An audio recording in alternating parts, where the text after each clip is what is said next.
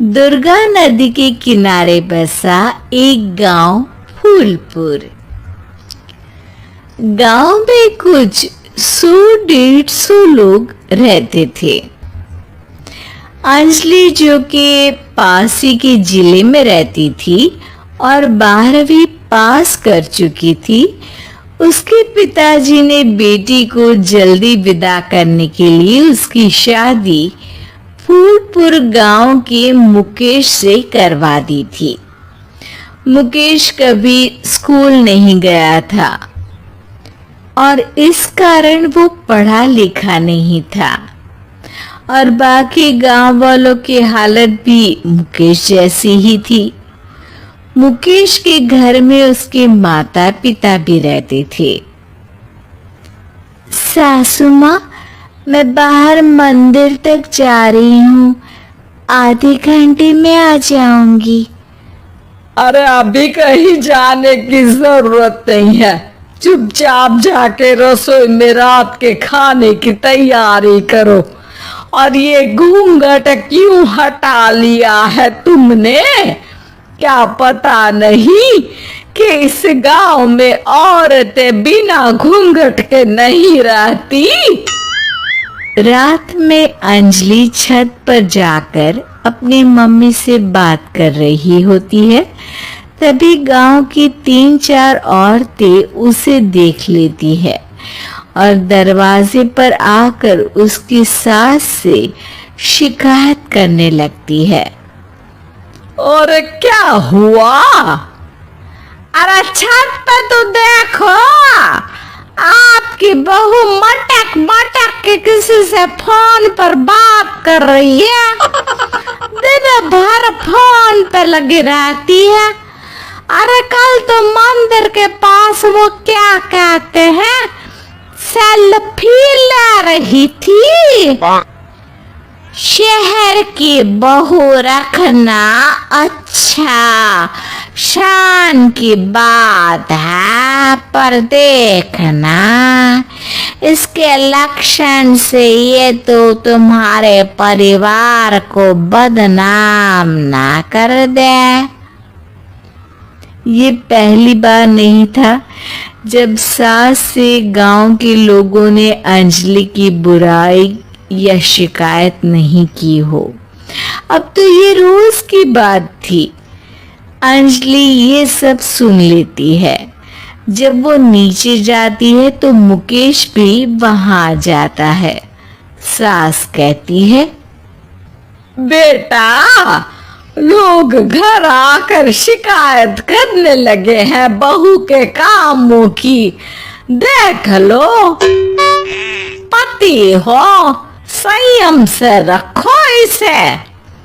माँ जी, मैं तो अपनी माँ से बात कर रही थी, क्योंकि यहाँ कोई बात करने लायक ही नहीं है और अब मैं माँ के पास ही रहूंगी। वहाँ क्या रहना, वहाँ बाहर के लोग तो ठीक है, पर घर के लोग भी इज्जत ना दे सके। अरे नहीं नहीं अंजलि, ऐसा नहीं है, धीरे धीरे सब ठीक हो जाएगा, तुम फिक्र ना करो। अरे बस कुछ बोलना ही नहीं है, सर पे चढ़ा रखा है बहू को। सास मुकेश की नरम बात सुन के वहां से मुंह चढ़ाकर चली जाती है। मैं तो कहती हूँ हम दोनों शहर चले जाते हैं। मैं पढ़ी लिखी हूँ, मुझे वहाँ नौकरी भी मिल जाएगी और थोड़े दिनों में आप भी वहाँ कुछ काम ढूंढ लेना। अरे नहीं नहीं अंजलि, हम यहाँ ना गांव का खेत, माँ पिताजी को छोड़कर शहर नहीं जा सकते। माँ पिताजी को कैसा लगेगा और गांव वाले क्या सोचेंगे? ये कहकर मुकेश सोने चला जाता है और अंजलि की गांव वालों द्वारा बुराई का सिलसिला बहुत दिनों तक चलता ही रहता है। लेकिन अंजलि गुस्सा ना दिखाते हुए समझदारी से काम लेती है। बारिश का मौसम चालू हो जाता है।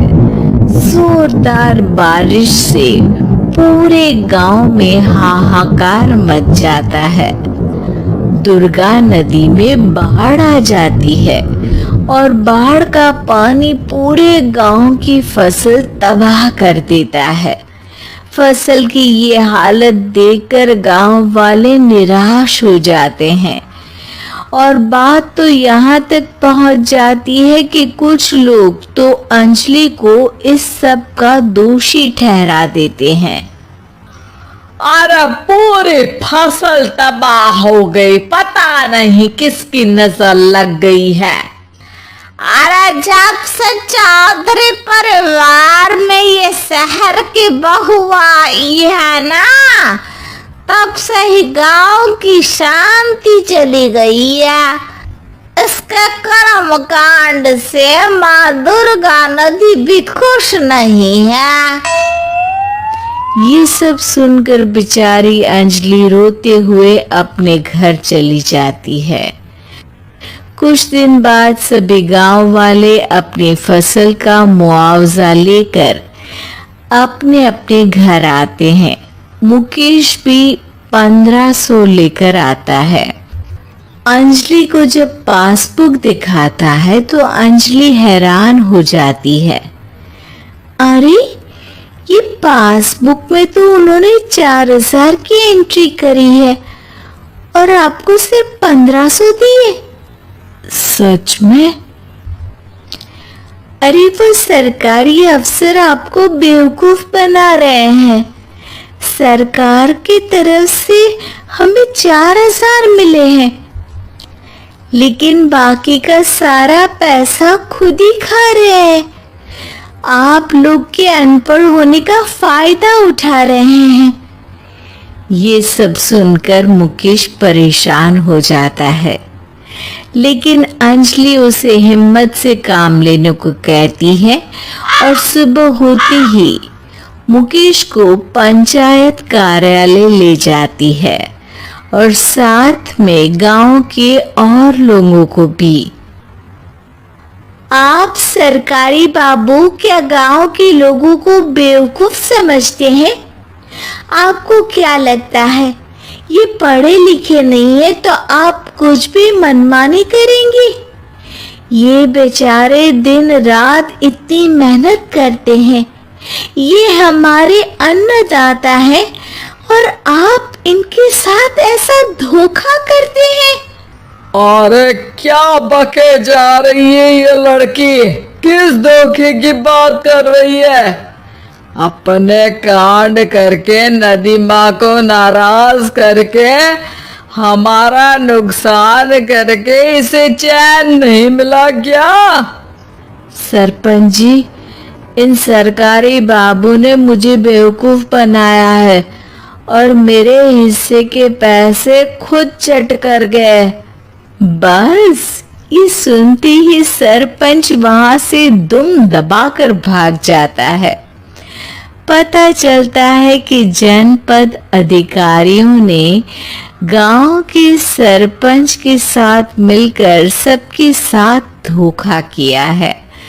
सब लोगों का विरोध शुरू हो जाता है और आखिर में अधिकारी सब गांव वालों के हिस्सों के बचे हुए पैसे उन्हें लौटा देते हैं और कई दिन तक सरपंच गांव में लौटता ही नहीं। अंजलि, तुम नहीं होती तो हम गांव वालों को तो पता ही नहीं चलता कि ये हमें हर बार बेवकूफ बनाते हैं। हाँ हाँ अंजलि बेटी, हमें माफ कर दो। हम सब तुम्हें बुरा भला कहते रहे, लेकिन तुमने ही आज हमें बेवकूफ बनाने से बचाया है। हमें तुम पर गर्व है बेटी। अब समझ आया कि सरपंच तुमसे नहीं, तुम्हारे पढ़े लिखे होने से नफरत करता था। क्यों ना इस बार हम अंजलि को ही सरपंच पद के लिए चुन ले।